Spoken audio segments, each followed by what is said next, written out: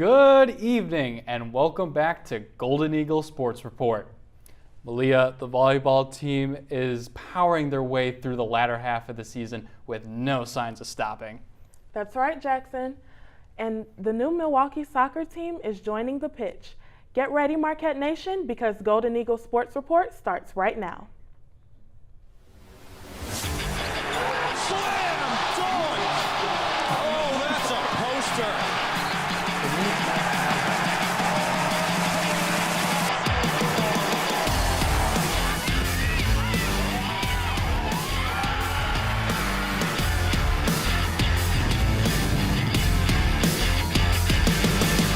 Live from the Jeannie Hayes Virtual Studio at Marquette University, this is Golden Eagle Sports Report. Marquette gets the rebound, and the champions have gone down! Hello everyone, I'm Jackson Gross alongside Malia Hoover. Well, Malia, the Bucks and the Brewers are no longer the only professional sports teams in the city of Milwaukee. Yep.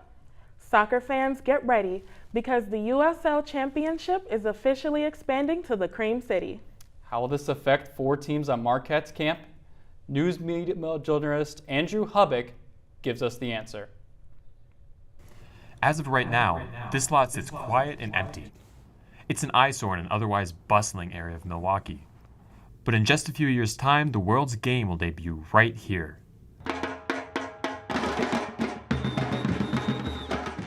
Local soccer fans finally get their chance to take a peek into the future of the sport in Milwaukee. I grew up in England, so soccer is everything, or football is everything. I grew up supporting a team, and it's just, everyone should be able to have that passion. Now, if you take a look behind me, the view here at 8th and Michigan is not very interesting. But if you fast forward by 3 years, this will be the home of a new 8,000-seat soccer stadium and second division pro soccer team. It will also be the new home of the Marquette Golden Eagles men's and women's soccer and lacrosse teams. This is being called the Iron District and will also be home to a new hotel, apartment complex, and even a 3,500-person concert venue. This kicks off a new chapter in Milwaukee sports and entertainment. In Milwaukee, we are proud to announce that we will become the next championship-level team in the USL. Fans will have to wait just a bit longer as construction will start in the spring of 2023 and be complete in 2025. However, in the meantime, fans can still get involved with building the club's identity. The ownership group says supporters get to decide the name and the colors of the new team. This is your team, and we are simply some stewards, some guys that are going to start it, but it's all for the city of Milwaukee. The community is going to be choosing the colors, the brand, the name, and we're going to start putting shovels in the ground and building the home of soccer here in Milwaukee. This new journey will bring bitter rivals and proven winners to the Cream City. But will they have what it takes to win on a cold, rainy night in Milwaukee? It'll take just 2 years of construction and 90 minutes on the pitch to find out. I'm Andrew Hubbock, Marquette Wire News. Malia, if those renderings come out as good as it does when it's finally done in 2025, I think the Marquette soccer team and lacrosse team is going to have a great place to play in the near future. I agree. And that new 8,000-seat stadium will be ready for action in 2025. Although the new stadium is still 3 years away from opening night, the basketball season is just around the corner. That's right. The battle for the Big East title is almost underway, and the women's team is getting ready for the challenge. Head coach Megan Duffy and her squad are putting the finishing touches on their off-season preparations. The women host their first open practice Monday to give the local media a sneak peek on the new team. Even with 5 newcomers to this Marquette team, the identity will remain the same. Yeah, identity is still the same. We're going to be tough. We're going to be hard-nosed. We're going to play both sides of the ball. That's what we were building a lot even today, just having that fight and that toughness when we get tired. And I think a lot of things you can be patient with if those things are your staples. So we're diving on the floor for loose balls, trying to get our charge numbers up. And that's the part then your offense will eventually come. But I like the way our team shares the ball. That's been something that has been important to us over the years too, of equal opportunity, ball movement, inside out. It'll be the first time in just over half a decade that Lauren Van Clunen will not be suiting up in the blue and gold. But LVK's legacy will forever be instilled in Marquette's locker room. Yeah, Lauren Van Clunen is not here anymore. She doesn't have a seventh year. She started her professional career in Spain in the first division. She's doing awesome. She checks in. We probably talk to her probably once a week. Impacted our program so much. Obviously, you know, a true leader of Marquette in our women's program, and just a great human being too. So happy for her and her next steps. And I think she's left a legacy here. The way she handled difficult situations, the way she took the younger guys under her wing. I know Jordan and Chloe and somebody like Liza, who's kind of new into that leadership role. They always talk about how they learned a lot from Lauren. So she'll be close to us, even though she's across the. The women open up their season against Farley Dickinson on November 7th. As the regular season finally starts to wind down, the Marquette volleyball team looks to stop the storm as they host St. John's on Saturday. Georgia Valder strikes the ball down to bring St. John's within one early in the first set. Hoping to tie it up later on, the Storm pick up a dump attempt from Yadira Enchante to put down yet another kill to tie the game at 21-21. But Marquette proves too tough and wins set 1 25-23. The Golden Eagles find the wind under their wings as Carson Murray slams down an epic kill to put them up 5-2 in the second set. The Golden Eagles gain helping hands with an absolute nasty stuff block from Murray and Aubrey Hamilton. Marquette cruises to a second set victory, 25. Hamilton's full serve was too much for the Red Storm to handle, and Marquette finds themselves tied up in the third. Another incredible block from Murray keeps the Golden Eagles rolling as they pull off the clean sweep. With 2 sweeps this weekend, head coach Ryan Tice has 201 wins at Marquette, and the team moves to 9-1 in the Big East play. Hattie Bray is also named Freshman of the Week in the Big East, and not a shock to me, Malia. She has been an absolute dynamite piece after taking that redshirt year. Her and Carson Murray have been dynamic in the middle for this team. And Murray is back on the honor roll after her 9-block performance against St. John's. The Golden Eagles continue to climb back up those AVCA rankings, returning to number 16 in the country after going up from 19 last week. Coming up, is it really spooky season down on the pitch? Find out after the break. Patriotism. It inspires passionate debate. It's worn like a badge of honor with good reason, because it means love and devotion for one's country. But what really makes up this country of ours? It's the people. To love America is to love all Americans. This year, patriotism shouldn't just be about pride of country. It should be about love. Love beyond age, sexuality, disability, race, religion, and other labels. Because love has no labels.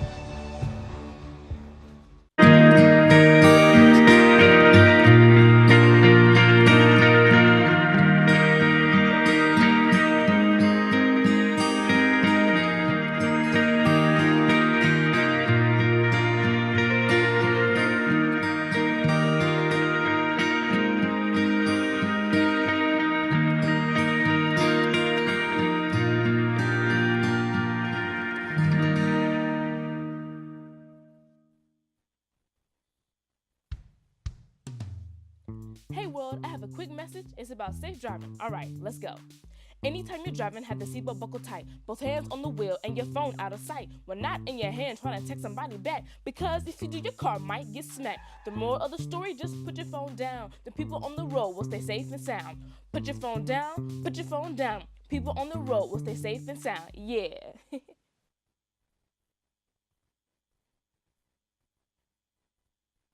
Roll over. When you adopt a shelter pet, you discover all the things that make them unique. And your mother. They're a little bit of a lot of things, but they're all pure love. Every day, millions of people are connecting. Father, cosplayer, mentor, actor. It's time we take a step forward, come together, and discover how accepting our differences can make us stronger.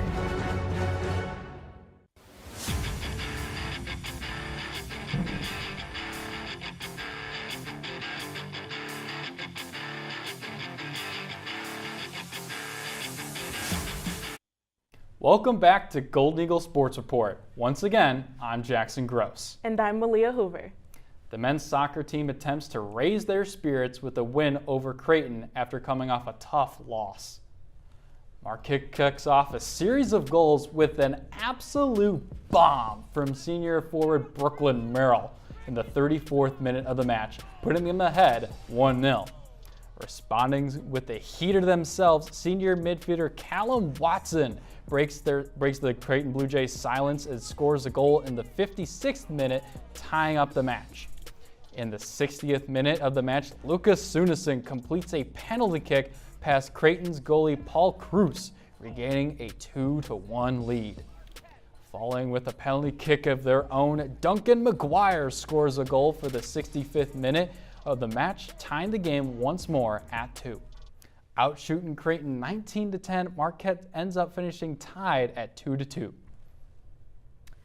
The lads will travel to the nation's capital on Saturday to play Georgetown in their final road game of the season. If Marquette wants to make a push for the postseason, Leah, they're going to need an absolute miracle at this point. Yeah, the road has gotten just a little bit bumpier after their latest game. In order to qualify, Marquette will need to win their final 2 games and hope Providence, St. John's, and Creighton lose the last games of the season.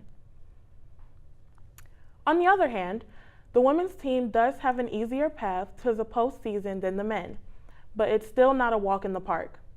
And after a disappointing loss to then number 16 ranked Georgetown Hoyas, the Marquette women's soccer team heads to the eye of the Red Storm to challenge St. John's. The Red Storm starts out strong as junior forward Nicole Gordon rips the ball and strikes the top right corner of the net. Both teams display defensive dominance, allowing 0 combined shots on goal for the remainder of the half. The Red Storm leads the Golden Eagles 1-0 going into the locker room. While most birds fly away from a storm, the Golden Eagles don't. Junior midfielder Elsie Twombly connects on a corner kick. Marquette and St. John's leave the field in a tie, 1-1. Now, if Marquette wins against Xavier this Thursday, the Golden Eagles have a shot to compete for the Big East Trophy. This would be the first appearance for the women's team since 2017. And with all that said, we would now like to bring in women's soccer beat reporter Kaylin Wright, who covered the Golden Eagles last game against St. John's. Kaylin, welcome to the show. Thanks for having me. Excited to talk some women's soccer with you. Now, in that game against St. John's on Sunday, the Golden Eagles were able to battle back from a 1-0 deficit in that second half. How were the 8 Golden Eagles able to scratch out a point in this one? So, despite the slow start, they came out strong in the second half and they fought all the way to the end. St. John's gave up 22 fouls, which definitely favored Marquette. And near the end, they had a lot of corner kick opportunities, and that ended up being all that they needed as Twombly connected on one, and it ended up in a draw. But that got them a point in the table. So we'll see what happens on Thursday. Yeah, points are at an absolute premium, especially this late in the season for this women's soccer team. How important was it to pick up a point in Big East play on Sunday? I mean, it was very crucial because, here they are fighting for a postseason spot, and now they're tied with UConn in 6th place, and there's only 6 spots in the tournament. So, I mean, it was very crucial, and, we'll see what happens on Thursday against Xavier. Now, if Marquette gets some wins and some help from some of the other teams in the Big East, they'll be in the postseason for the first time in 5 years. Longer than both of us have even been here at Marquette at this point. Yeah. So what will they need to do to get the win? So first of all, they need to be proactive. That is something that their coach has been harping on all season. They need to come out aggressive, and another thing is they need to score first. Getting that momentum and that lead is super important to, continuing on with the proactiveness and being strong in the game. They also need to spread out their offense. So Twombly has been on fire recently, but players like Isabella Cook, she has not scored since September 22nd against DePaul. She's a big part of this team, and she needs to step up along with many other players in order for them to win on Thursday. So who else in that squad is going to need to really step up on Thursday to catapult the Golden Eagles to potentially getting back into the Big East tournament? So I think that the defense has been doing pretty great so far. Like Chloe Olsen, she's been a great goalkeeper in goal for us. And I think, players like Kate Gibson, I think she needs to, step up as well. But, I mean, we'll see what happens. Yeah, and I'm going to put you on the spot here. Do you think Marquette gets the dub on Thursday against Xavier? Xavier's a tough team. They're in second place for a reason, and it won't be easy. But, it is Marquette senior night, so that will play an effect, playing for your seniors, and that will be great for motivation. But, if they play their game, play hard, play strong, be proactive, and other players, spread out that offense, I have every reason to believe that they'll win against Xavier on Thursday. Well, I'm going to hold you to that. I'm going to ask our production partner to clip this later, and we'll meet back up on Thursday. But Kaylin, thank you so much for coming on the show. It was an absolute pleasure. Thank you. So that's all the time we have, but coming up, Red October is in full effect. Plus, is Father Time catching up with these two Hall of Fame greats? We dive in after the break.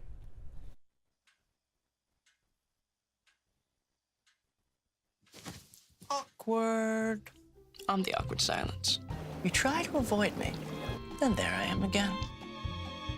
But an awkward silence can be a great thing. Like Kelly here is about to demonstrate. You haven't really been yourself lately.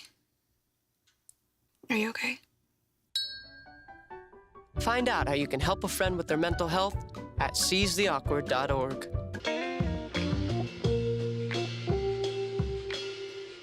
After you joined our family, it was like, I really do feel complete now.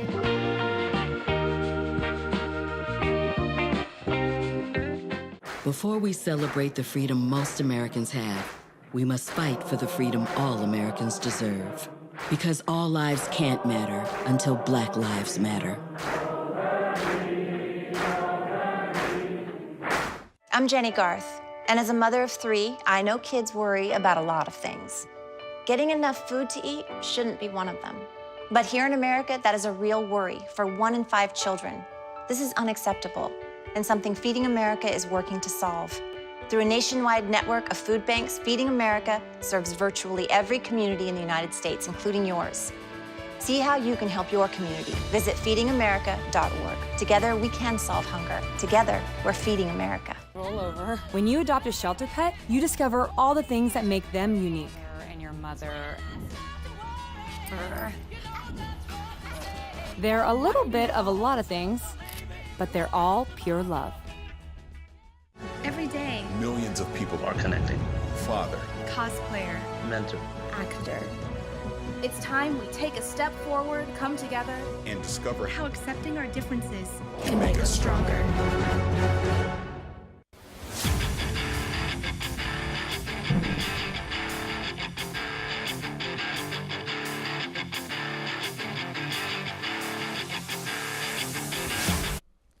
And we're back in Studio 7 as we will discuss the World Series predictions, the first week of the NBA, and a heck of a lot more.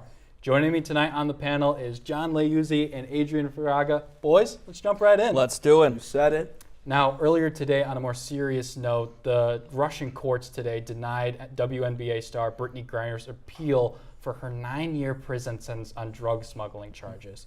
Griner has been detained in Russia since March and has exhausted all of her legal chances of being released. What does this mean for Griner in her future, John? It's an unfortunate situation, Jackson, and it's something that we've been following ever since March came. And for her, unfortunately, I think her playing career might be coming to an end because we don't know how this is going to play out. And hopefully the Biden administration will now be able to ramp up the talks of bringing her home as they have in the last couple of days. But, you know, this is a very tough situation, and unfortunately her career is going to be affected by it. One of the great WNBA players. You said it. There's really no other way to describe this situation other than just sad. And it's the way it's all been handled and everything that's just gone down, like you said, since March. It's just been depressing, honestly. Mm-hmm. Yeah, it's really been a sad state of affairs, and how much the Russian government is playing politics with this with this woman's career, and the fact that they want Victor Bout back potentially in a prisoner swap and all this kind of stuff. It's really a shame that they've done this, and hopefully, like you said, the Biden administration can finally, since her appeals are over, they can finally get a way to get her Hopefully, home. fingers crossed. But moving on to at least a happier note, the MLB World Series matchup is all set. We got the Houston Astros and the Philadelphia Phillies as they'll start a 7-game series in Houston. Who do you think is going to take the Commissioner's Trophy? Will it be the Fightin' Phils or will it be the Astros yet again? Adrian? I'm sorry. I must be remembering some kind of joke because I could have sworn you said a couple weeks ago that your favorites to win the World Series were the Mariners. Wow, you're gonna really bring that up right now. All right, okay, I know. It did not. They got swept by the Astros. I was riding the high. I was riding the story. So I'll take my mulligan on that one. But Adrian, who do you think is gonna take it all between Houston and Philadelphia? What month is it, gentlemen? It's October. It's Red October, and it's because of that reason. This is music to my ears. I gotta root for the Phillies. I can never hope to even see the Astros win. I mean, yeah, you said it, Adrian. It is Red October, and I gotta rep the homeboys. We gotta put on the retro jersey. We gotta support the Fightin' Phils. And I was there Saturday with my dad for Game 4 of the NLCS. Unreal experience. The Fightin' Phils are in Red October. I have to root for them. You have to root for the Phils. Now, I'm going to try and be the most unbiased one out of everyone here. It's hard for me because there's 3 former Cubs on the Phillies, and Kyle Schwarber, Nicholas Castellanos, David Robertson. But as much as I'm rooting for them, I think it's going to be the Astros this year. I think they'll finally get their redemptive arc and get a legitimate trophy after falling in 2019 against the Nationals. But they're 7-0 in the playoffs, and they haven't had the greatest competition. The Mariners are a flawed roster. The Yankees always choke. Yeah. Sorry, Kristen Precy, executive sports producer. But yeah, it's going to be an interesting World Series to watch this year. But as we focus in a little bit more on the Phillies, are they having a fluke season like we saw with another NL East team in the Washington Nationals? John, you're already saying no, but. Or are they real contenders in the National League heading into next season? I think they're real contenders. We are finally seeing the team that was built at spring training. They are healthy. Nick Castellanos, Rhys Hoskins, Alec Bohm, Bryce Harper, who by chance, by way, he had the swing of his career the other day to bring the Phillies into the World Series. But we're seeing Zach Wheeler and Aaron Nola dominate. They are becoming a threat 1-2 punch in the starting lineups for their starting rotation. Wheeler, just looking down here, he's in the midst of a historic Red October career and a run. He has 1.78 ERA. Woo-hoo. Opponents are hitting 118 against him, fellas, in nearly 30 innings. So this team is legit. They have the right pieces to the puzzle, and we never know. We're 4 wins away, Topper. 4 wins away. I mean, I wouldn't really say this is a fluke. They got a good, dare I say, great manager. That's right. That's right. Philly Rob. Not only that, they also have the chosen one, Bryce Harper. There's no other way to describe it. The Phillies are playing sensational baseball at the moment. Astros are a great team, but how can you not root for the Cinderella story? I mean, in the postseason baseball, you guys know it as well. We see the Dodgers away, we see the Braves, and we see the Mets. Teams who are won over 100 games this season have crazy payrolls, but in October, it's all about the teams who are playing right at the right time, who got hot at the right time, and this Philadelphia Phillies team, they got hot at the right time. Yeah, and I think they honestly, I don't know what free agents that coming up, but a lot of their guys are signed up long-term. Obviously, Harper got that mega deal after he left the Nationals. You got Castellanos, I think, on a 4 or 5 year deal. Schwarber on a 3 or 4 year deal. A lot of the key pieces on this team are going to be sticking around for a while. Core. And seeing that home run in Game 5 hurt my soul because I cried. His Bryce Harper's friend and former Vegas teammate Chris Bryant was trying to recruit him to the Cubs. The Cubs management was stingy, but that's neither here nor there. But as we're going to go ahead and switch over to the NBA, the first week of the season is come and gone. Some teams are looking really great, as a lot of fans expected. Other teams and players, not so much. Who has really stood out to you guys so far? Adrian, I'll start with you. By far, something that I don't think most people saw coming is that the Portland Trailblazers are 4-0 to start the season, and they're the only lone undefeated team remaining. Dame Dollar. Damian Lillard is playing out of his mind, averaging 33.2 points per game. Not only that, they had some key additions this offseason with the addition of Jeremy Grant. This team's playing incredible. They have impressive wins over same teams like the Suns and the Nuggets. I think this team could be for real. It's really funny because last year and the year before, they were trying to get a trade Dame away, and now all of a sudden they're getting hot, and they're out to a great start. For me, I think I have to go back to the home team. The Sixers are not looking great. They're the only team I follow in the NBA, so my apologies, fellas. But 1-3 when they have a core and when they have with the offseason they had, they bring in PJ Tucker just as one of the players, bring back James Harden. This team is underperforming. They got the win yesterday against the Pacers, but they need to keep on winning. Yeah, and they struggled even that game against the Spurs. They did. Got them to that 0-3 start, but it was really tough for them. James Harden's playing like an MVP. I got to say, the Chicago Bulls, I'm going to go home team again. The Chicago Bulls have been like such a bipolar team in the first 4 games of the season. You beat Miami, who is an Eastern Conference finalist, and then you lose by 1 point against the Wizards. Yeah. It's a tough Wizards team, another game. Then you get blown out by Cleveland, which depresses me because they got Donovan Mitchell now.